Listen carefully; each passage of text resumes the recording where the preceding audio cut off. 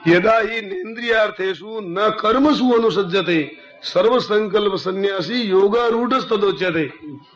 यदा ही नेन्द्रियार्थेषु, न तो इंद्रियों के अर्थों में आसक्ति होती है और न क्रियाओं में भी आसक्ति होती है।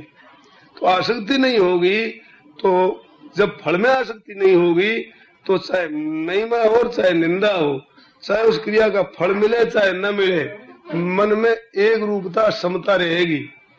ऐसे क्रिया में आसक्ति नहीं होगी। यदा इंद्रियार्थेषु न कर्मसु, कर्मसु न अनुसज्जते, कर्मों में आसक्ति नहीं होगी तो क्रिया सांगोपांग पूरी होने में और न होने में मन में विकार नहीं होगा। और आसक्ति जब तक होगी तब विकार हुए बिना रहेगा नहीं। और जितना निर्विकार होगा उतना ही क्रिया के साथ संबंध विच्छेद हो जाएगा। और जितना विकार होगा उतनी क्रिया चिमटी रहेगी, छूटेगी नहीं, करते करते भी नहीं छूटेगी, न करने पर भी नहीं छूटेगी।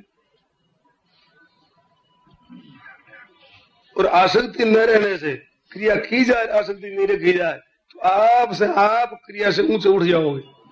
फिर क्रिया आप पर सवार नहीं होगी, आप स्वतंत्र हो जाओगे, कर भी सकते हो नहीं भी कर सकते हो। उसमें सिद्धि असिद्धि में निर्विकार रहेगा स्वतः। ऐसी जब अवस्था होगी तो समझना चाहिए कि स्थूल शरीर की आसक्ति हमारी नहीं रही है, परंतु चिंतन होता है। उस चिंतन में हमारी आसक्ति है कि नहीं है?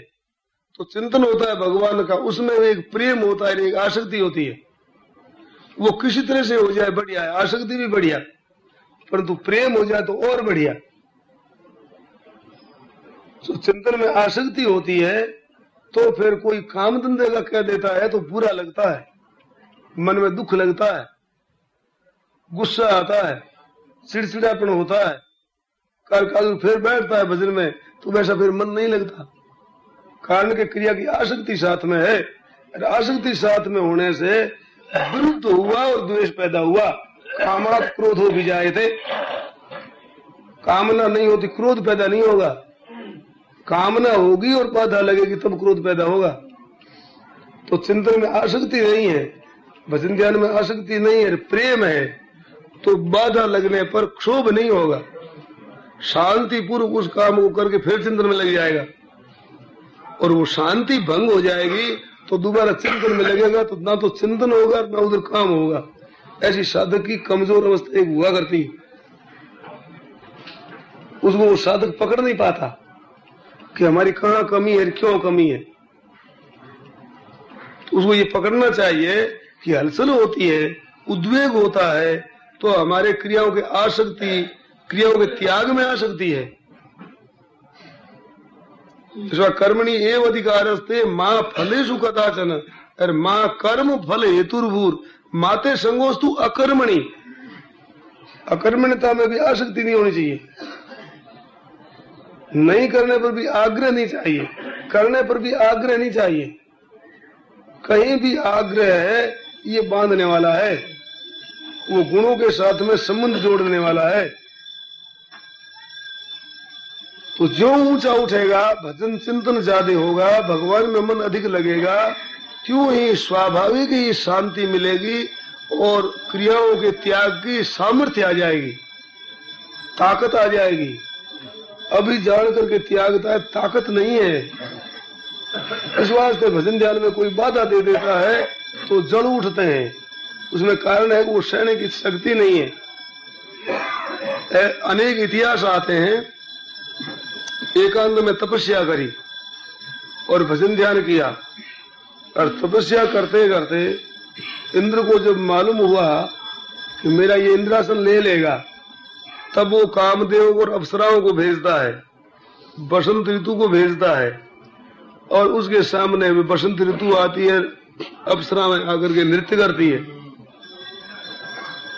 कामदेव आकर जोर लगाता है, ऐसी वो देख करके और चित्त आकृष्ट हो जाए, चित्त उसमें रम जाए, तब भीतर आसक्ति पर ये राग है। और चित्त रमता तो नहीं, आसक्ति नहीं होती, परंतु उन पर गुस्सा आता है, क्रोध आता है, तो उसने हठ से आसक्ति को हटाया है, सर्वथा वैराग्य नहीं हुआ है। इस वास्ते क्रोध में आकर के श्राप दे देते हैं, कामदेव को श्राप दे दे, अप्सरा को श्राप दे दे, परंतु ना तो उनमें आसक्ति होवे और ना श्राप देवे और ना अपने धर्म से विचलित होवे, तो असली साधक है वो। अब वो बनावटी निपुण नहीं है, जबरदस्ती भोगों का त्याग नहीं है, भीतर में आसक्ति नहीं है, इस वास्ते कोई असर नहीं होता। तो नरनारायण जब तपस्या करते थे, अप्सराओं ने इस तरह से जाकर के उनकी तपस्या भंग करना चाहा, तो ना तो वो गुस्से में आए और ना उनकी आसक्ति हुई। तब उनकी बड़ी प्रशंसा है, भागवत में आता है ऐसे ऋषि मुनि बहुत कम होते हैं। कहा तो देते हैं साप और कहा हो जाते हैं आसक्त, काम अथवा क्रोध दो के वशीभूत हो ही जाते हैं। अब ना काम के वशीभूत हुए ना क्रोध के वशीभूत हुए। तो उन्होंने क्या किया कि एक उर्वशी अप्सरा सुंदर बना करके और दे दिया कि ले जाओ, ये हमारी अप्सरा ले जाओ। वैसे स्वर्ग में ये अप्सरा नहीं थी। अब उनको क्या बिगाड़े, क्या क्षुब्ध करे वो।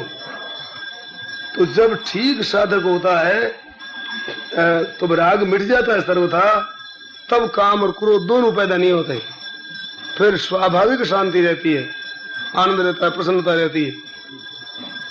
तो कहते हैं जिसके राग द्वेष होता है वो क्या करे, वो साधक क्या करे, वो साधक भजन चिंतन ज्यादा बढ़ाए और विवेक पूर्वक करे, हठ पूर्वक नहीं।